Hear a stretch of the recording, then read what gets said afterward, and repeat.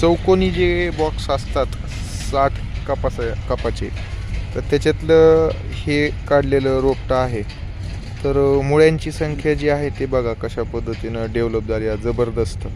आता हे फार काही असं आखडून वगैरे झालेलं नाही, एकदम असं हे राहतं, हे असं गच्चपणा नाही आहे ह्याला. तर ह्याचा फायदा काय होणार आहे की ह्या मुळ्या ज्या आहेत ते उद्या हे रोप लावल्याच्या नंतर सुटसुटीत मुळ्या असल्या कारणानं जे आहे ते ह्याचा फायदा आपल्या शेतकऱ्यांना असा होतो की हे लगेच मुळी जी आहे ते चिटकण्यासाठी जे आहे ते तिथं मदत होते. मुळीला वाव आहे ह्याच्यामध्ये भरपूर जो आहे तो ह्याच्यामध्ये पेनिट्रेट होण्यासाठीचा कप मोठा असल्या कारणानं.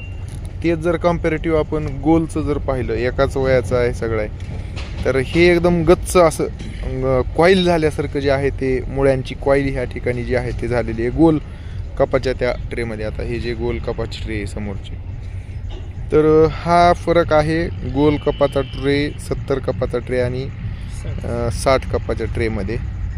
तर कधीही आता नर्सरी चालकाच्या दृष्टीनं 100% कॉस्ट कटिंग हा विषय येतो, कारण की त्यांनासुद्धा हे परवडलं पाहिजे बिझनेस.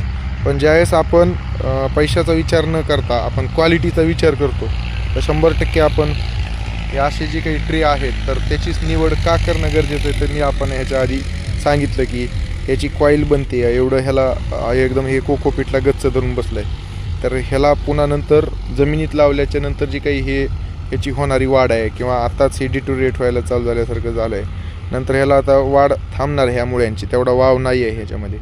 तर हा विषय ह्या दोन ह्याच्यामध्ये आहे, चौकोनी ह्याचे बॉक्स आणि गोल ह्याच्यामध्ये. आणि मोठं जेवढं गल असेल आपल्या ह्या ट्रेची तेवढी कधी रोपांसाठी फायदेशीर.